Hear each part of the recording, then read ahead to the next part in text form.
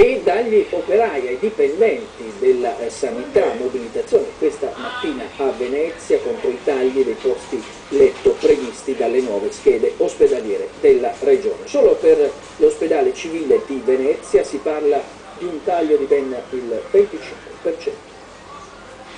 Venezia si mobilita. Il forum Emergenza Sanità ha portato in campo Santi Giovanni e Paolo centinaia di veneziani contrari alla politica dei tagli. Con le nuove schede delle dotazioni ospedaliere, 69 posti letto in meno a Mestre e addirittura 106 al civile di Venezia, cioè un quarto dei totali. Non si rendono conto che qui c'è un problema di specificità del territorio che non ci permette di andare facilmente in altre strutture. Con il nuovo piano della regione scompaiono ematologia, pneumologia e reumatologia, drasticamente ridimensionate a radioterapia, infettivi, dermatologia e oncologia, dove restano appena 4 posti letto. Un'ecatombe. In una città che ha quest'alta incidenza di patologie tumorali abbiamo solo 4 posti letto di oncologia.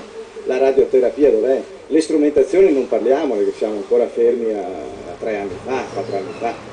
È veramente una situazione preoccupante. Noi siamo d'accordo che bisogna razionalizzare, siamo contenti di essere riusciti 2 anni fa ad ottenere Venezia come ospedale di rete.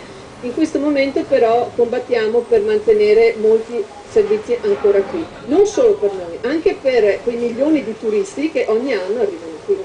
Il problema non sono poi i primari, che potrebbero dirigere entrambi gli ospedali, ma servono più medici. Intanto proseguono i lavori al padiglione Iona. Abbiamo bisogno di strutture nuove, ci metteremo dentro dei letti di medicina, dei letti di geriatria e cosa diventa? Un cronicario. Intanto anche le associazioni cercano di dare un contributo al rilancio del civile. Siamo un'associazione nuova dove abbiamo riunito più associazioni della cultura del dono e cerchiamo di fare delle attività sociosanitarie all'interno dell'ospedale civile.